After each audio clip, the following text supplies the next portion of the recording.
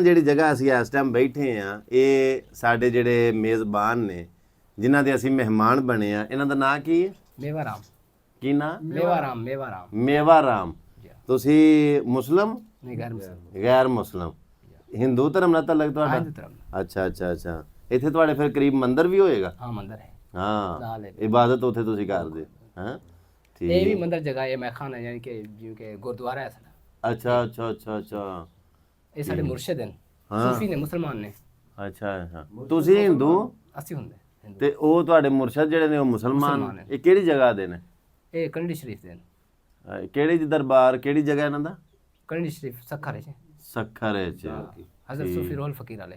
ਅੱਛਾ ਅੱਛਾ ਅੱਛਾ ਅੱਛਾ। ਇਹ ਤੁਹਾਡੀ ਫਿਰ ਮਹਿਮਾਨ ਖਾਨਾ ਨਹੀਂ, ਇਹ ਇਬਾਦਤ ਗਾਹ ਹੈ? ਮਹਿਮਾਨ ਖਾਨਾ ਵੀ ਹੈ। ਮਹਿਮਾਨ ਖਾਨਾ ਵੀ ਹੈ, ਇਬਾਦਤ ਗਾਹ ਨਹੀਂ। ਮੁਰਸ਼ਿਦ ਸਾਡਾ ਇੱਥੇ ਬਹਿੰਦਾ ਹੈ। ਅੱਛਾ। ਉਹਦੇ ਵਾਸਤੇ ਸਾਡੇ ਵਾਸਤੇ ਇਬਾਦਤ ਜਗ੍ਹਾ ਹੈ। ਠੀਕ ਠੀਕ। ਜਿੱਥੇ ਸਾਡਾ ਮੁਰਸ਼ਿਦ ਬਹਿੰਦਾ ਹੈ ਸਾਡੇ ਵਾਸਤੇ ਉਹ ਇਬਾਦਤ ਜਗ੍ਹਾ ਹੈ। ਵਾਹ ਵਾਹ ਵਾਹ ਵਾਹ। ਠੀਕ ਠੀਕ ਠੀਕ। ਅਸੀਂ ਇਬਾਦਤ ਮੰਦਾ ਜਿੰਨਾ ਇਹਤਰਾਮ ਕਰਦੇ ਇਹਦਾ, ਜੁੱਤੀ ਬਾਹਰ ਨਾ ਦੇ। ਠੀਕ ਠੀਕ ਠੀਕ। ਸੁਣਾਓ, ਆ ਗਈ ਨਾ ਗੱਲ? ਕਿਉਂਕਿ ਸਭ ਤੋਂ ਪਹਿਲੇ ਮੁਰਸ਼ਿਦ ਹੈ ਸਾਡੇ ਵਾਸਤੇ ਤਾਂ, ਬਾਕੀ ਬਾਅਦ ਵਿੱਚ ਹੈ। ਹਰ ਬੰਦਾ ਹੀ ਇਹੀ ਕਰਦਾ ਹੈ। ਠੀਕ ਠੀਕ ਠੀਕ ਠੀਕ। Very good. ਤੁਹਾਡੀ ਜ਼ੁਬਾਨ ਕਿਹੜੀ ਇੱਥੇ ਬੋਲੀ ਜਾਂਦੀ?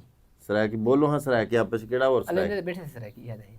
ਸਰਾਇਕੀ ਬੋਲਦੇ? ਹਾਂ, ਇਹ ਸਰਾਇਕੀ ਹੈ। ਇਹ ਤੁਹਾਡਾ ਭਾਈ? ਹਾਂ, ਇਹ ਭਾਈ ਮੁਸਲਿਮ ਹੈ। ਅੱਛਾ, ਇਹ ਮੁਸਲਮ ਹੈ। ਠੀਕ। ਇਹ ਹੁਣ ਮੁਸਲਮਾਨ ਹੈ, ਨਿਊ ਮੁਸਲਮਾਨ ਹੈ। ਸੌਤਰੇ ਮੇਰਾ। ਹੁਣ ਮੁਸਲਮਾਨ ਨਵੇਂ ਹੋਏ ਨੇ। ਅੱਛਾ, ਹਿੰਦੂ ਤੋਂ ਹੀ ਮੁਸਲਮਾਨ ਹੋਏ ਨੇ। ਸੌਤਰੇ ਮੇਰਾ। ਅੱਛਾ, ਰਿਸ਼ਤੇਦਾਰ ਵੀ ਨੇ। ਸੌਤਰ ਕੀ ਹੋਇਆ? ਚਾਚੇ ਦਾ ਪੁੱਤਰ। ਅੱਛਾ ਅੱਛਾ, ਠੀਕ। ਅੱਛਾ, ਤੁਸੀਂ ਮੁਸਲਮਾਨ ਹੋ ਗਏ? ਤੁਸੀਂ ਹਿੰਦੂ ਹੋ? ਰਹਿੰਦੇ ਇਕੱਠੇ ਹੋ? ਇਕੱਠੇ ਰਹਿੰਦੇ, ਖਾਂਦੇ ਪੀਂਦੇ ਇਕੱਠੇ? ਖਾਣ ਪੀਣ ਦਾ ਥੋੜਾ ਫਰਕ ਹੈ। ਉਹ ਆਪਣਾ ਖਾਣਾ, ਅਸੀਂ ਆਪਣਾ ਅਲੱਗ।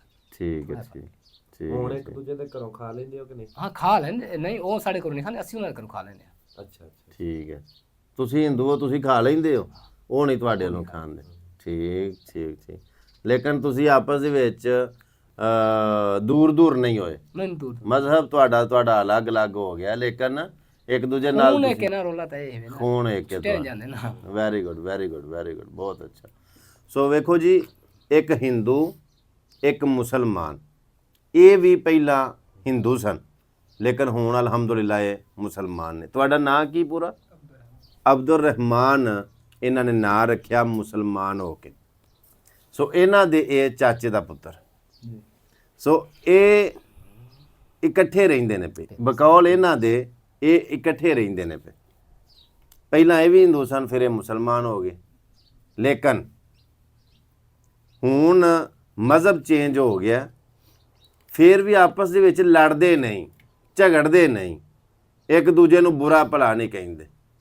ਉਹ ਮੁਸਲਮਾਨ ਹੋ ਕੇ ਇਹਨਾਂ ਨੂੰ ਬੁਰਾ ਭਲਾ ਨਹੀਂ ਆਉਂਦਾ ਕਿ ਤੁਸੀਂ ਉਹ ਮੁਸਲਮਾਨ ਹੋਈਓ ਤੇ ਤੁਸੀਂ ਉਧਰ ਕਿਉਂ ਹੋ ਤੇ ਇਹ ਤੇ ਉਹ। ਤੇ ਇਹ ਹਿੰਦੂ ਨੇ ਲੇਕਿਨ ਇਹ ਉਹਨਾਂ ਨੂੰ ਬੁਰਾ ਭਲਾ ਨਹੀਂ ਕਹਿੰਦੇ ਕਿ ਤੂੰ ਆਪਣਾ ਪਿਓ ਦਾਦੇ ਦਾ ਹਰ ਕਿਸਮ ਦਾ ਕਾਰੋਬਾਰ ਇਕੱਠਾ ਸਾਡਾ। ਹਾਂ ਵੀ ਆਪਣਾ ਪੁਰਾਣਾ ਮਜ਼ਹਬ ਛੱਡ ਕੇ ਤੇ ਤੂੰ ਮਤਲਬ ਇਸਲਾਮ 'ਚ ਦਾਖਲ ਕਿਉਂ ਹੈ।